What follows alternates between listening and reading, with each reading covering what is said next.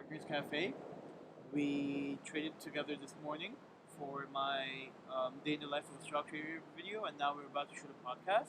I have with me Zaryab, and we're at Partners Coffee, Partners Cafe. Partners Cafe. So we're about to go ahead and film our first podcast. You guys enjoy it. Hey guys, welcome back to the channel. Today's vlog is gonna be today's video. Hold on, I'll start again. Just keep it rolling. Edit it out. Hey guys, welcome back to the channel. Today's video is going to be a little bit different than the other things that I've posted because today I have with me a 19-year-old stock trader, and I am going to be giving you guys an insight on how a day in the life of a 19-year-old stock trader looks like. I have with me Zaryab. He's just 19. He's an expert in the stock market field, and he's killing it. So yeah, I'll let him introduce himself, and many of you already may know him. So go ahead, Zaryab. What's up, guys? So, if you guys don't know me, I am Zaryab. I'm 19 years old, born and raised in New York City. I trade stocks and I run a couple businesses. So, yeah, let's get started. Okay. So Zaryab, tell me how your mornings start off. Like, what does your mornings look like compared to anyone else's? So, on a regular basis, well, this is my how I try to plan out my days. Wake up around 7:30ish, and go to the first things first. Go to the gym. So the reason I go to the gym in the morning is so I have a refreshed, clear mind. Because when I work out, my mind is really refreshed. I feel a lot better than if I didn't. I feel a lot more energized. So by the time 9 o'clock comes around, which is when I try to start my work, that's when I'm kind of ready to take on the day. And at 9:30, that's when I kind of start my. I call it pre-market analysis. I just go over the top trades, the top stocks that look good for the day, and what I'm watching, why I'm watching them, and around 9:30, is when the market opens. So that's when the work really begins. So tell me about your journey. Like, what got you into stock trading? Because you're very young. You're only 19. Most kids your age are still in college, which I don't agree with. College is, I'm gonna be honest, don't send your kids to college. But yeah, so what got you into stock trading, and what was that mind? Like, what was going through your mind when you're like, oh, I want to get into this stock trading thingy, because it takes a lot of guts to get into it, especially at such a young age. So, for me personally, I'm not gonna lie. The reason I kind of started this was money. I know that's the wrong motivation, but that's kind of what started the reasoning. And basically, I was 14, 15 years old, and when you kind of grow up in New York City, you're kind of around money a lot and around kind of successful people, and so you kind of want that for yourself too. So that's what kind of really motivated me, because I remember one time when I was like 14, 15 years old, I had one goal, and that was to make $1 million by the time I turned 20. Right? To make my first $1 million by the time I turned 20. And this was a good 4 or 5 years ago. I was 14, 15 at the time. And at the time, I knew nothing. I didn't know how to do it. I didn't know how to kind of reach that goal. And that's when I started reselling sneakers. This was in 2017. So when I was reselling sneakers, what I was doing was I was buying Yeezys back then. I was buying a lot of Yeezys for about 200. I think it was 200 to 250. And after buying it for 250, I'll sell it for anywhere between 400 to 600 on places like Go and StockX. And so that would kind of give me some good pocket money. I would maybe make like a couple $100, maybe $1,000 a month. And at that age, that's pretty good, considering it wasn't a real job, but it was something to get by. And I did that for all of 2017. And then mid 2018, that's when I started trading stocks. At the time, keep in mind, I was 16 years old in 2017. Super young kid, but I just wanted to somehow make money. And that's when, I started trading stocks. And I actually took this course for trading stocks, which really, kind of boosted me. The person I learned from, he's a super amazing guy. I still talk to him to this day. He's a great friend. Very, very genuine guy. Honestly, one of the most genuine people I've ever met. So he's a super young guy, 25. I think he's like 26 years old right now. He showed me that it was possible for someone very young to achieve a lot, right? To to be very successful, to drive nice cars, to live a nice lifestyle at a young age. And I'm super grateful for him for that, because after meeting him, I personally I realized what was possible for someone like me to accomplish at a young age. So that really showed me, what was possible, because we come from very similar backgrounds, and he's a couple years older than me, but he was very successful at a very young age because of trading and other businesses. So after that, my trading started. So I started mid 2018. For a good year and a half until the end of 2019, I wasn't profitable in trading. I wasn't making money. Whatever money I put in the market, I lose. So by the end of 2019, I think I lost around 10,000 in the market, which at the time, that was a lot of money for me, especially for someone, who the only way they was making money with was reselling sneakers. So that really kind of devastated me. It kind of made me, um, like kind of want to change my situation, because the reason I started trading was because I didn't want to go to college, right? Yeah. That was I know Zuhair feels the same way, but Yeah, 100%. College is not going to teach you anything. It's just a piece of paper. For some reason, it's worth a lot. But imagine having the option to choose between $1 million and a college degree. What would you choose personally? Right? That's how I looked at it, because the 4 years of your life, it's not, it's not, um, it's not a joke, because like that 4 years you have from 18, 19, 20 to 21. That's when your brain's like at the top of working. And if you're gonna waste it in college, to me, it's not worth it. Like personally, if I had the option to, I would not go back and get a college degree. Instead, I would focus on something else. And like Zaryab, that's why I respect him, because he actually took that initiative, and especially being from a brown family, like being in a Desi family, the struggles are like different, because um, I know it might feel bad to hear, and like it will offend some people, but us Desi people, we are very very like close-minded. Yeah, we're close-minded people. So 100%. for Zaryab to grow up in, I would say, a brown family, and then take the initiative to do something like that, it's what like I respect him for, and it's what has brought him here today. And you can see, it's greater than a college degree. Thank you for that. Yeah.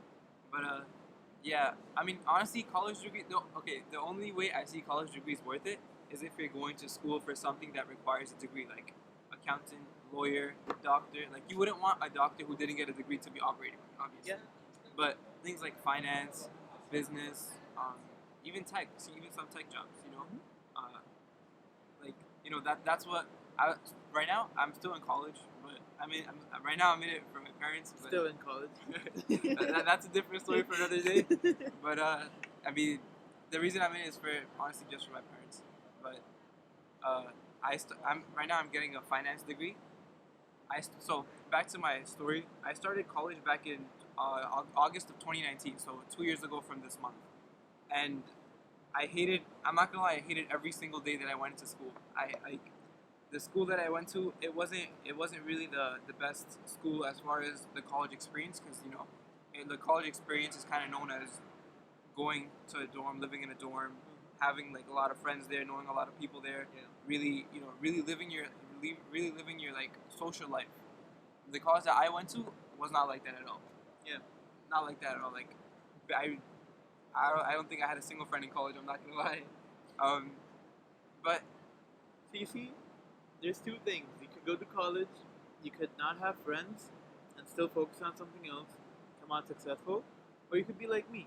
You could go to college, have friends, not give two shits about education, just have a great time, 4 years, come out with a degree.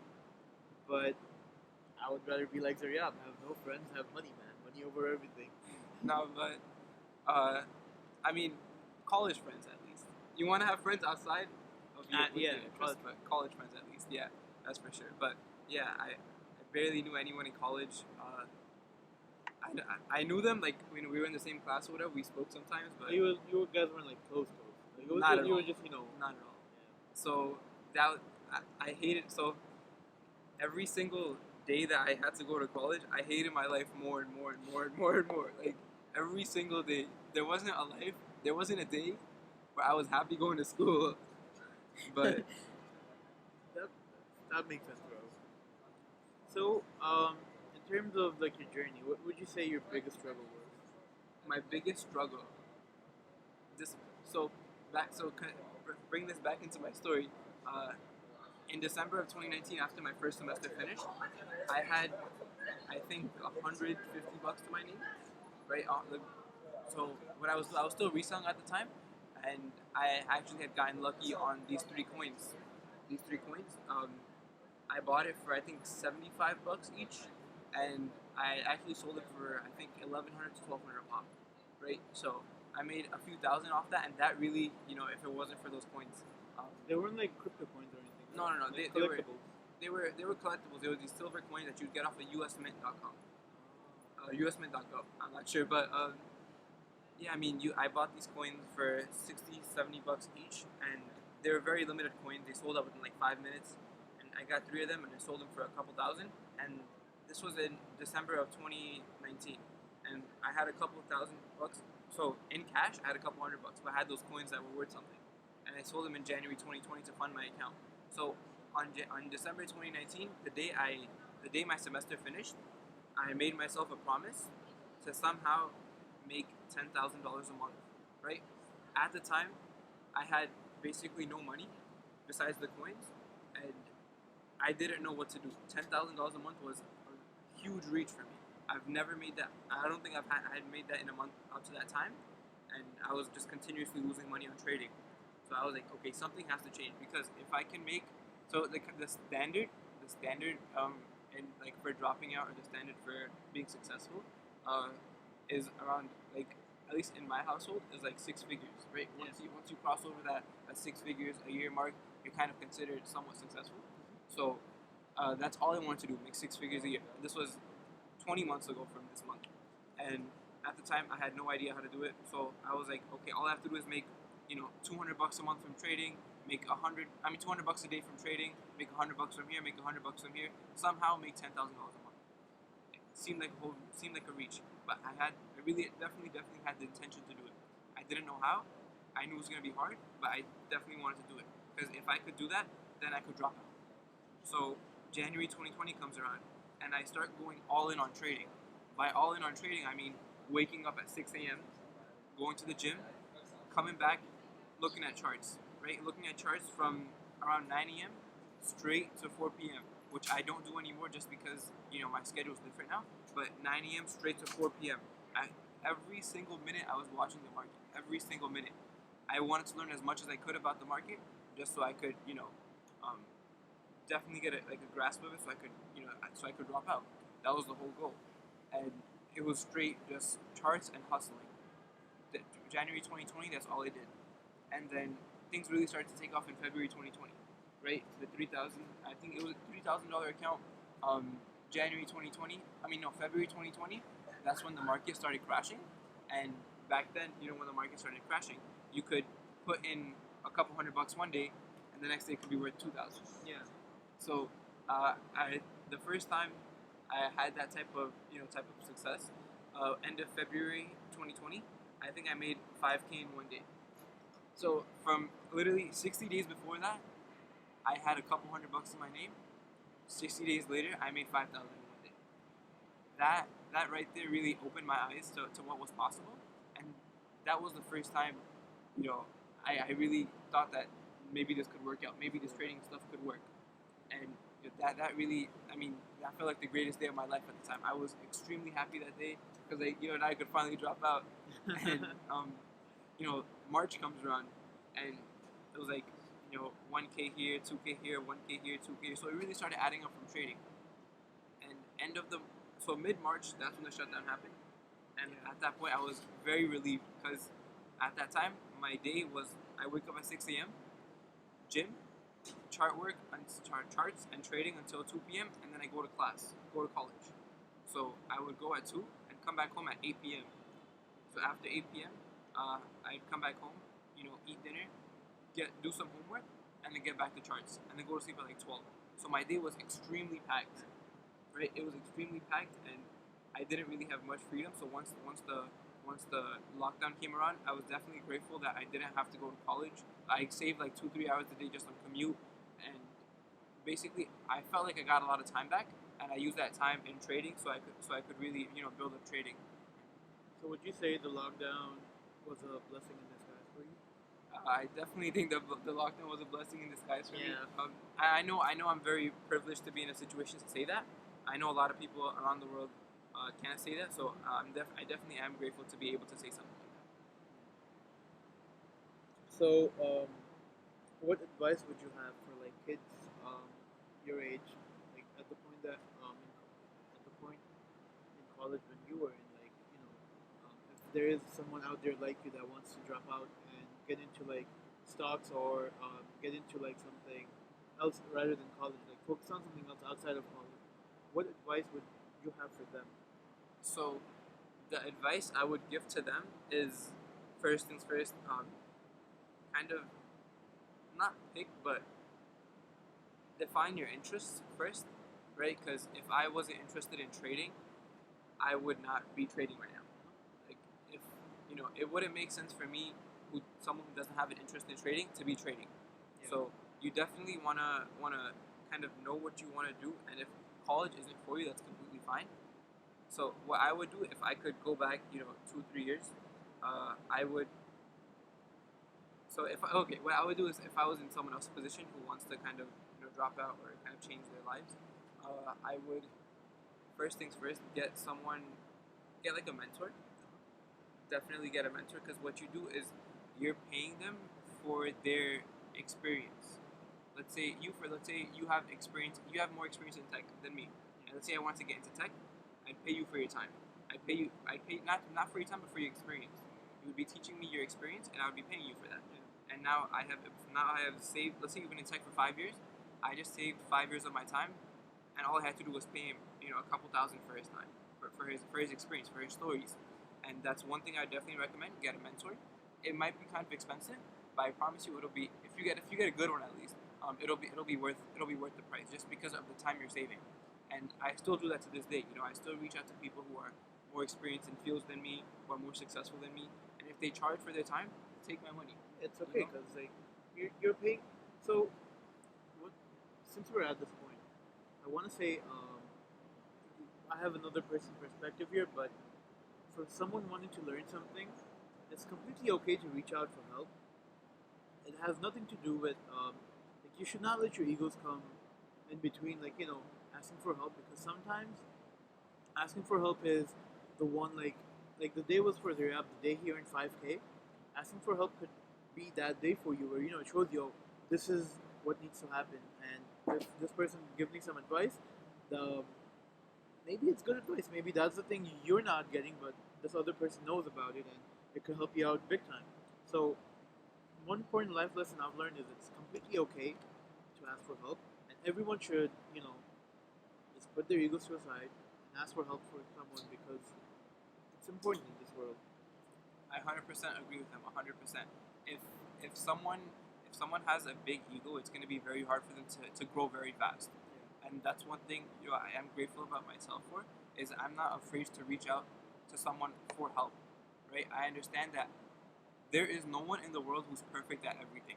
No one. So once you understand that concept, that no one's perfect at everything, you find it easier to reach out to people to kind of get their experience, get their perspectives from things. Cut it. Just press the record. So guys, now that you know Zaryab, you've heard his story.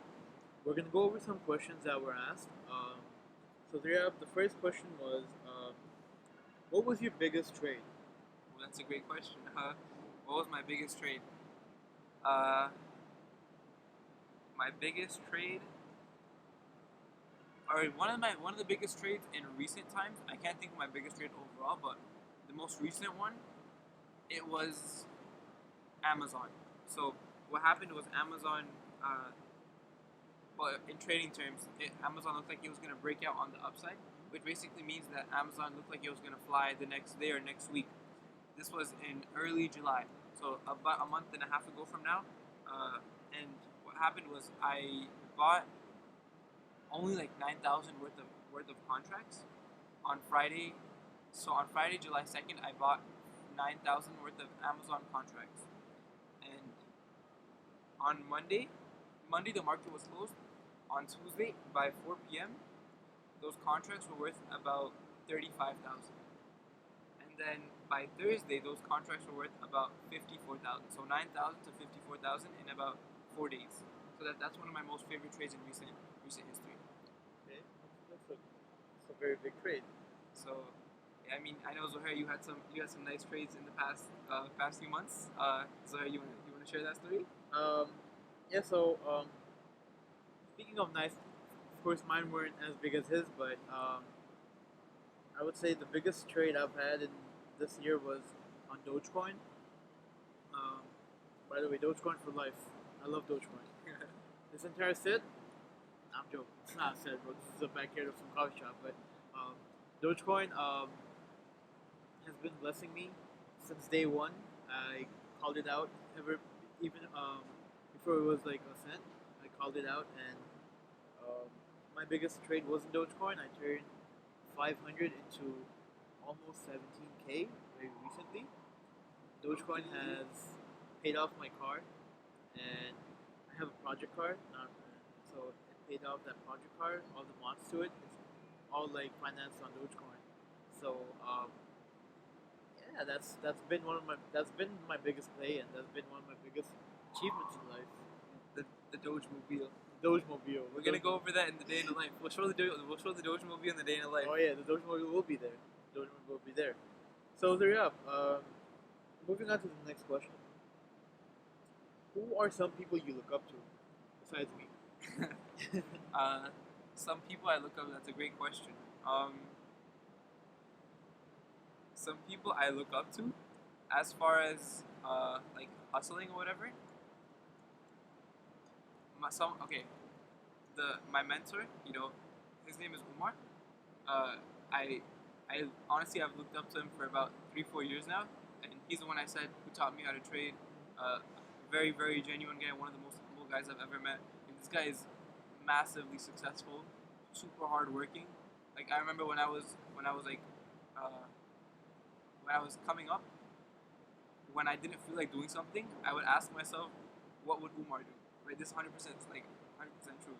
I would ask myself, what would he do in this situation? Because he was a workaholic, like insane workaholic. So when I took his course back in 2018, he would come in to teach us, and he would be like, "I'm running off of 3 hours of sleep." I was like, 3 hours of sleep is nuts. Like, Yeah. how is guy like? He would literally work 6 hours. He would teach us for 6 hours, teach another class for 6 hours, stay there until like 12 a.m., go home, work until like 3, sleep for like 3 hours, and then come back the next day to teach us again at 9. For 2 sessions, 6 hours straight, and another 6 hours straight. And this guy was like an insane workaholic. This guy could work, right? And I would literally ask myself, what would Umar do in this situation? And if the answer was Umar would work, I would get my ass and go to work, right? So that's that. He really made it possible. He really made it. Looking at him, I was like, okay, maybe it's possible that I can accomplish things too at a young age. Him and another person, as far as work ethic, I look up to is Elon Musk. When he works, stories of him where he's working 16 hours a day, 20 hours a day. That's what really kind of pushes me even now to know that there are people who are some of the richest people on earth who are still working insane hours. I'm like, okay, maybe I should work too. Okay. There are some other people, but off the top of my mind, These two. those yeah. Okay. So moving on to the next question. Well, there's a question which is, how were you making money before trading? I feel like you have answered that already. It was off of the sneaker resale, and then the coins. Yeah. So we'll skip that question. We'll go on to the next, which is, what are some plans that you have down the line? Well, that's a great question. Some plans I have down the line. So, some plans I have down the line.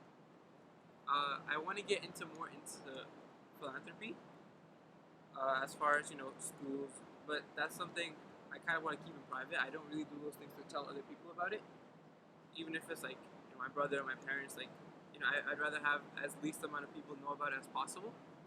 And the only and if people do find out about it, the only reason I would want them to find out about it is so they would kind of be motivated to do the same thing. They would be motivated to kind of do it for themselves too. So, what about you? What are some plans you have now? Um, Down the line, well, you guys know I started off my YouTube channel very recently. Um, I want to make it big with my YouTube channel. I've been hustling with that. I've been grinding with that, and I've been creating content for that. I feel like that's the that's my primary focus right now. Focus on YouTube. Get rid of this, corporate lifestyle like 9 to 5 and stuff. I love it, but it's not what I want to do for the rest of my life because I love traveling. And one of my core beliefs is that I want to travel without having like anything to worry about. I feel like the best way to do that is through YouTube because I want to take other people through with me through this journey, and I feel like YouTube is one of the best ways to do it. That's why I wanna make it big on YouTube. That's awesome. That's nice to hear. I love hearing stories about people chasing their dreams because too many times in life people do things for the money, Yeah. and when they do that, they end up miserable. They hate their lives. Yep. Feels like money is an object. People don't. A lot of people don't like to see it that way, but money is an object at the end of the day. Yeah, 100%. Money is definitely an object, and if you end up chasing it too much, which I'm not gonna lie, I have caught myself doing in my life. At that point, you kind of have to take a step back and kind of reevaluate your priorities. Yes. And yeah, Okay. So moving on to the next question. So there's a question. Someone asked you tips on sleep. I think it's better to skip this question. This guy does not sleep. I'll go over my sleep experience. So, from April to July, almost all of July, or most of July at least, I was in the process of kind of building a company, and in that process, I did not prioritize my sleep at all. There were days where I was getting 2-3 hours of sleep, 2-3 hours. Like I would wake up at 9 a.m. to trade, and then go to the gym, work out, eat, get some stuff done all day, and then start work again at like 12 a.m. Not 12 p.m. 12 a.m. at night, and work straight until 5-6 a.m. Work 5-6 hours straight, and honestly, I love to do it. Don't get me wrong. And the only reason I was able to continuously work for extended periods of time and straight working is because I love to do it, right? And if Zohair saw me during those times, and he would tell me like, "Yo, are you okay? Like, you look like you haven't slept in days." And I was having like extreme eye bags, and it wasn't good for my health. There was days like I normalized sleeping 2 to 3 hours a day, and that wasn't good for my health at all. And I actually got sick in mid-July, right before we went to LA. I got sick, and after I got sick, I realized that I'm doing all this to kind of chase money, when if my health isn't good, nothing is worth it. Yeah. Literally nothing at all is worth it if my health isn't good. So at that point, I was like, okay, I'm gonna start prioritizing sleeping, 5-6 hours a day instead of 3-4 hours a day. So that's why he said I'm not the right person to ask for sleep questions. Yeah, definitely. So don't do what he did. Yes, That's what I'm don't do gonna what try. I did. Sleep Don't do what 6 he hours. did. 6 hours is good enough. Yes. Sleep properly because sleep is important. We saw him before that. I'm sorry, but he looked like shit. I did. He's not wrong. So Zaryab, Yeah. question. I wanted to ask you, and then I see someone else wants to ask you this question too. How did you learn to control your emotions when you're trading? That's a good question. How did I learn to control my emotions when I was trading? So emotions is a part of life that we can't cut out, right? Emotion is what makes us human, but we can learn to be aware of it. We can't cut it out. We can't at all. Yeah, it doesn't happen. But we can learn to be aware of it. For example, when I'm trading and I see that I'm becoming greedy, because I am aware of my emotions, I can kind of tell myself, okay, Zaryab, you're being greedy right now. As soon as I say that to myself, as soon as I say the word greed, I turn off everything, take a step back.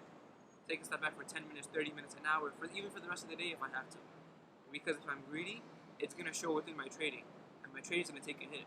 And you know, I can't I can't do that, right? To be kind of a professional trader, I can't allow emotions to kick in, and when they do kick in, just become 100% aware. And that goes not even for trading; it goes for life too. Let's say I'm feeling sad, I can kind of tell myself, okay, you're feeling sad. I can see myself. Basically, I can see myself being sad, and I have to ask myself, okay, what's making me sad, right? And if it's like, so usually what kind of makes me sad or whatever for a couple of hours is sugar, processed sugar. I tell Zohar this all the time. But processed sugar is like it's the worst thing someone could put into their body, right? Whenever I consume processed sugar, so me personally, I don't allow myself to consume processed sugar from Monday to Friday, or even Sunday night to Friday evening at least, because processed sugar has an impact on the decisions I make, and I can't afford to mess up my decision making process. So because I can't afford to have that happening, I just cut it out completely. So when I do want to have sugar, it's usually on the weekends. Okay. So you're very disciplined. Yeah, discipline for sure. I try to be at least, That's good. That's good. Discipline is key. especially in trading. Yep. If you're not disciplined in trading, it's definitely gonna show in your trading account. So, how do you become a confident trader? How do I become a confident trader? So, um, honestly, it just comes with experience, right? That's one thing that comes with experience, that just to trusting yourself and trust that you have the discipline to execute properly. Because once you have one, anyone can look at charts, anyone can draw lines on a chart, anyone can predict that it's gonna go up. How many actually put their own money behind it? That's one thing. Okay, I'm gonna say it's about the trading industry, but there's a lot of fakes in the trading industry. By fakes, I mean people who just call out, okay, oh, I think XYZ is gonna go to ABC. Anyone can do that. Yeah. Anyone with $0 can do that, and especially this goes on, especially on Instagram, Twitter. I see this happening a lot. Or XYZ is gonna happen because of XYZ, and when it does happen, these guys always go on, oh, look, I was right. Look, I called this out, and it's very annoying because most of these guys never have their own money in it. So I'm like, okay, if you actually thought it was gonna go, why didn't you put your money? Put your money where your mouth is, and that's why whenever I try to call out something, I usually show my position too. Like, look, I have my own money into a position that I think is gonna play out. So Okay. So, what are some passive income ideas you could talk about? passive income ideas. So, uh, passive income ideas. One of my favorite passive income ideas is actually one of the business idea that I said I was working on for months. Yeah. It's an e-commerce automation store. So what that happens is clients partner up with us for 50,000 upfront. That's the fee to partner with me and my team. And what that happens is when they partner up with us, we leverage their credit. My team leverages their credit limit. So, for example, if someone has, say, $200,000 in credit limit, what they would do is we drop ship. We're basically a drop shipping automation company. So, if someone has $200,000 in credit limit, they partner up with us, and 200,000 is extremely on the high end. That's like most of our premium clients. And when we do that, it's basically we list their you know we sell their products on websites like Facebook, Walmart, Amazon, things like that. And when that happens is, let's say this water bottle. You want to buy this water bottle for $10 from Walmart, right? My team, let's say Zohar is one of our clients. Zohar paid the 50,000 upfront, and Zohar has $200,000 in credit limit. So Zohar's this water bottle we would list on Zohar's store for $10, and then go buy from another source for $5. So that's $5 profit, and we only spend after we've made the confirmed profit. So so say it again, like in other words, we only buy the product after we sell it, and every product we get is basically a confirmed profit. So the profit margins are small, but we sell in large amounts, so it kind of makes up for it. And like the automation store, let's say someone has $200,000 in credit limit. Within the end, like towards the end of the first year, by the time the store is completely up and running, which takes about upwards of a year, the client could be doing $200,000 in monthly revenue, running at about 10% profit margins, and after the profit split, the client would be going with about $12,000 a month, completely passive. So that's one of my favorite passive income streams. So enough about questions, stocks and stuff. One question I try to figure out myself is if you guys follow him on Twitter, you know this guy's tweets. So what's the thought process that goes behind your tweets? What is the thought process that goes on behind my tweets? If you guys on different social medias, I'm a different person. On Twitter, for example, I don't think before I tweet at all. I just, as I'm having thoughts throughout the day, I just tweet it. 95% of them are jokes. If you guys don't know, but yeah, my Twitter, I don't have a thought process behind that. I just tweet. I just go on. That's good though. He's an entertainer. He says I'm an entertainer, but no, I mean, Twitter is definitely a different side of me than other social medias for sure. I feel like Twitter, I'm a lot more free. Definitely a lot more free. Definitely a lot more free. He's a very different person in person, trust me. But Zaryab, yeah. So I feel like we talked about trading a lot. How do you deal with girls always, wanting you? Like, how do you overcome that? I don't deal with that at all. Nah, but I mean, as far as girls, honestly, they're not a priority in my current time. Just because I'm only 19, I feel like if I use this time, guys and girls, I feel at this age their brain isn't even completely developed. So even if I were to do something, it wouldn't be worth my time. Like I'd be better off investing that time into projects and other things. So here, why don't you tell me your perspective on this? So my perspective on this is there's always a right time for everything. So I'm 24.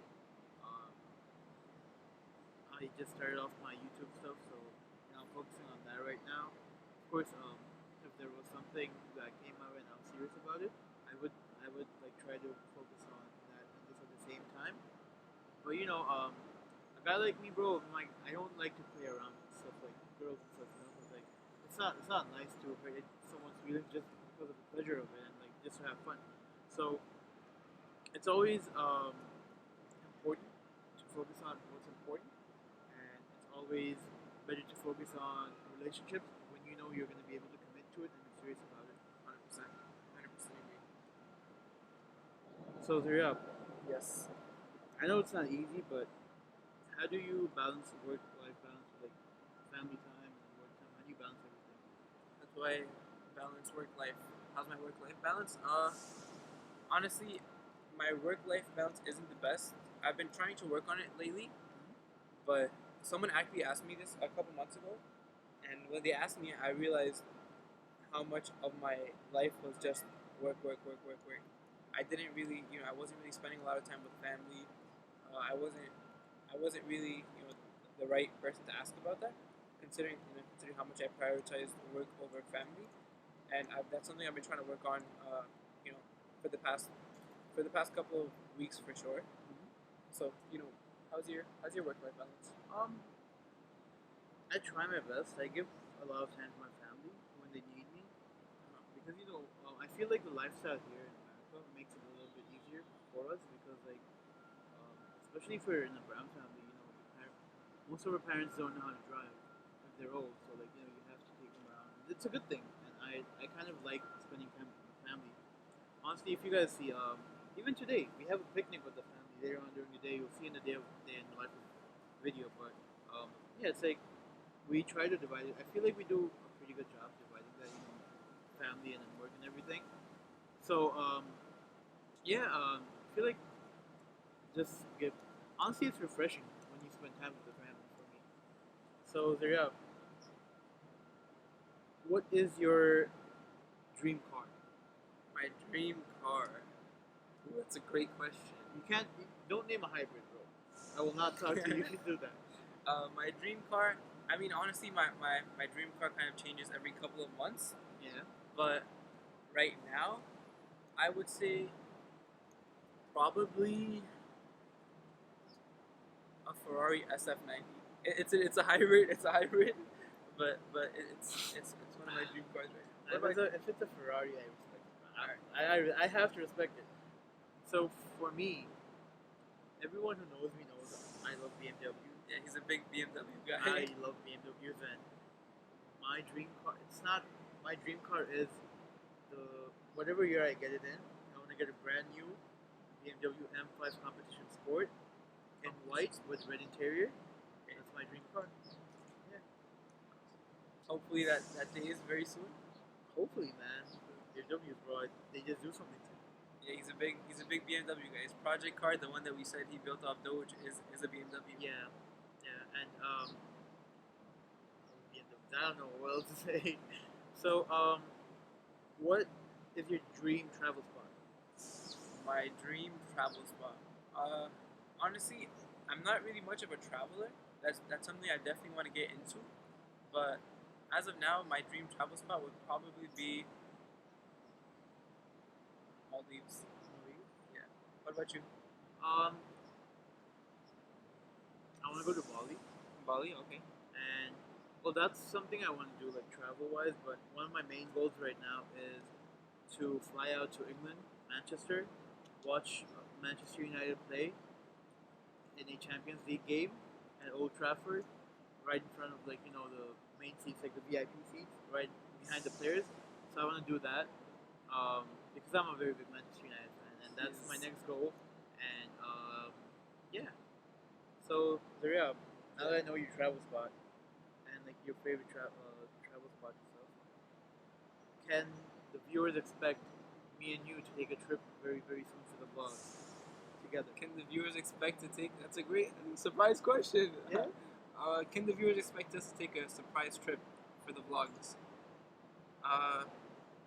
Yeah. Yeah? I think so. Where do you think we could go to? Do you have any ideas? I would say I'm down for a Euro trip. A Euro trip? A Euro trip would be like Okay. A Euro trip. Maybe even something in the States very soon. The Euro trips, they could take a little longer to plan, but something in the States, we could do that very soon, the next coming weeks. Miami.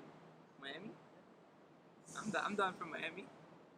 Okay, so you guys might see a vlog very soon of us in Miami. Yeah. Okay, so with that being said, this is where we're gonna end the podcast. I hope you guys enjoyed it. This is our first take on a podcast, but we have to start off somewhere. So yeah, I guess this is where we ended. And Zaryab, he was my first guest. How was the experience? I just want to say, first of all, I want to say thank you so much for having me. It's definitely an honor, being on here, being one of the first people on here too. So I'm definitely, I'm happy that Zuhair decided to pick me, and hopefully we have a lot more videos in the upcoming future. Hopefully, bro. And yeah, thank you. That's it. Like and subscribe. Peace. Thank you guys. So we just got done with our podcast. Next up for our video today and the day in the life of, we are gonna head down Best Buy. to Best Buy, buy some stuff, Buy some and equipment. then we're gonna head down to Flushing Meadows Park and to chill with the family. So yeah, we'll see you guys in Flushing Meadows because we can't show you what we're buying in Best Buy. You guys are snitches. I think she's brown. If you want to see more, Hey man, what's your name? my name is Zaryab. Why are you so serious? I'm sorry.